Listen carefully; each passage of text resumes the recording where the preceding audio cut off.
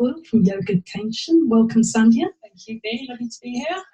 And so you've set up a new service which is specifically for women over 50 who have back pain. So why were you sort of zoning in on something so specific? Yes, well, I've had back pain for quite a while. I fell on my tubber when I was 10 years old, so I had back pain from that age. I've also been in 3 car accidents as well. Goodness. And I found yoga was a great help for me with the back pain. So now I'm really trying to niche down on that because I can see how it can really help people. Yeah, and I think for a lot of listeners, back pain is quite an issue. And I think what's quite interesting is that 20, 30 years ago, the advice was rest if you had back pain. Now there seems to be a sea change revolution, and the emphasis is more on gentle movement. Correct. So I think probably the best thing to do would be to give a little bit of a demonstration of what you could do. Yes. So would you like to sort of just introduce some of the exercises? I mean, obviously, if you're listening, don't overdo things, but I'm sure Sandhya will give you some guidance with that. Yeah, so this is really just to kind of get the body moving again. And the main thing to remember is if it hurts, don't do it. So we're going to do it from a seated position. And first of all, we're just going to get the neck mobilised. So we're going to imagine we've got chalk on the end of our nose, and we've got a chalkboard in front of us, and we're just drawing out figures of 8 with our nose. So we can go slow with this, we can go small, we might be able to come a bit bigger. It's just to get the neck mobilising, and then we'll move in the opposite direction, figure of 8. And then coming back to centre, and then we gently drop from one ear toward one shoulder, breathing into the side of the neck nice and gently, keeping the shoulders down and away from the ears, and then coming back to centre, and then dropping the other ear toward the other shoulder. Coming back to centre, and then taking a few shoulder rolls just to get those shoulders moving again.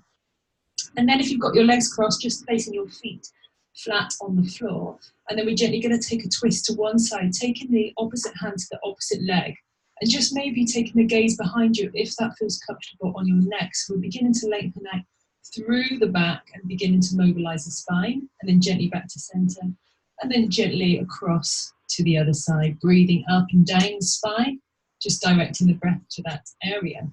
And then taking the hands to the opposite shoulders, and then gently lifting the elbows up just as far as is enough for you, and then gently dropping the arms back down.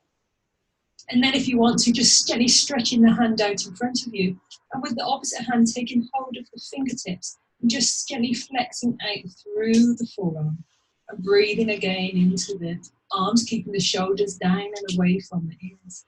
And then stretching out the other arm, and again drawing the fingertips back so the fingertips are facing down and away from the body. Keeping again the shoulders down and away from the ears, and breathing out through the arm. And then releasing the hand down. If you feel you're able, just gently lifting one leg off the floor so the knee comes off the chair slightly, and then releasing back down. And the opposite leg lifting up and breathing back down. And that's all there is to it. Well, that's obviously just a little taster, but it shows you just how much can be done in a very short space of time, and sat down. Yes. Yeah. So many of us say we haven't got time to exercise, but just a couple of minutes a day we can kind of get moving again. Yeah, and I think that, there's so many initiatives now to keep Bristol moving better, ageing better. Just doing simple exercises like this can make a heck of a difference. Yes. I mean, I know for myself, I like to do regular stretches each day, but I mean, they're very simple like the ones that you've indicated. I think yoga has a kind of a mystique, or maybe there's a misperception that you have to sort of twist yourself into knots. Yes. And actually this isn't. It's just gently moving various limbs so that you are actually getting the body working properly, basically. Yeah.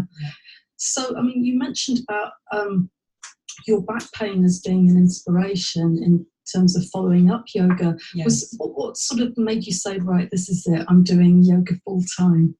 Well, I didn't. I always said I would never do yoga full time. It's often the way, isn't it? Yeah. I worked in an office and people said, would you ever do it full time? And I said, no, I would never do it full time because I like the variety, but actually I just have so much passion for it. And I also teach Pilates as well. So I found yoga was really great for my back. But then I found that when I was teaching yoga, there was an element that was missing, which was to do with the core strength. So then I learned how to do Pilates, become a teacher of Pilates. And that's kind of really where I've created this program where you combine the yoga, you combine the Pilates, but very gently as well, because of my experience with back pain. I know, it can be quite scary to exercise again. Yeah, and I mean, I've heard stories like Pat Cash, the tennis player. Basically, he broke his back at one point when he was, competitive tennis player, and he came back to competitive tennis playing because of the Pilates exercises he did. And I've also heard other stories of other people, who basically were told they've got to have surgery and various things, and obviously each person is different, but you can do so much in terms of just helping yourself just by a little bit of gentle exercise, no matter what is going on with the back. Yeah, I do have clients that are on like 30 tablets a day and they can reduce them to 15, or people who can't go and exercise. I have a guy who loved playing golf and he couldn't play golf anymore. But since coming to Pilates, he's felt strong enough and he's been able to cope with the pain that he can go back now to playing golf again. He's got a much stronger core and stretched out all of his back. Yeah, so just explain a bit more for maybe people who haven't come across terms like core and things like that. So what are you actually getting at with Pilates? Yeah, so with Pilates, we're really strengthening the middle part of our body, so down to the pelvis, around the back and around the front of the body and the centre as well. So we're really using gentle exercises, and some Pilates classes can be a little bit strong. But we just try to take it really nice and easy. So we might just be on our all fours and just gently lift the knees off the floor, and then that can work the core. Or we might be standing and then we're just lifting one leg off, and that will be working the core as well. So we're working the centre bit of our body, like the core of an apple, getting that really nice and strong, which helps us to support us. So then if we are in another car accident, as I was in my third car accident. Goodness, we don't like Pilates by then. But or if you fall or if you slip, you've got that strong core, so then you don't do so much damage because you've got support. Yeah, definitely. And I think that's what seems to be, you've got a lovely combination there, because it's the yoga is helping you with your flexibility, and the Pilates with your core strength. Right. And so with the combination of both of those, I think it's good, because then I know with some yoga practices, you can overdo it because you haven't actually strengthened your core first. So I think it's brilliant what you're suggesting. So are you doing this as one-to-ones? Are you doing it as classes? Or? I'm doing it as classes, I'm doing it as one-to-one, and also I do online as well. So people all over the world can benefit from it, and then we can meet by video conference, have a chat, and then just progress through there. That's brilliant. So what's the best way to contact you or find out more about your classes? Yeah, well, you can always book a call with me if you want to see if I can help you relieve your back pain. Yeah. And there's nothing to sell on the call, just to see if I can put you in the right direction. So you just need to visit yogakeynsham.com/book a call. So that's www.yogakeynsham.com/book a call. That's brilliant. So is there anything else that you would like to encourage our listeners about? Maybe they've never done yoga or Pilates, and about having a go? Yeah, well, I've got a lower back pain blueprint, which is available, which I can send out to anybody. Yeah, that would be brilliant. And so if you could just contact you on the website, that would be great. So the time again is just whizzed by.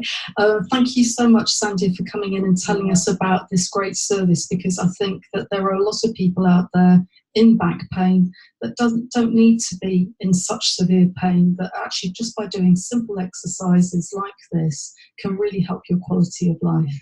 So thank you so much for coming on the show today. We're coming up to another break and some music, but don't go away, because we've got the first part of our What's On. So stay tuned. You're listening to Ujima 98 FM, the heart of Bristol. Keep on moving. Rose Green and Bristol.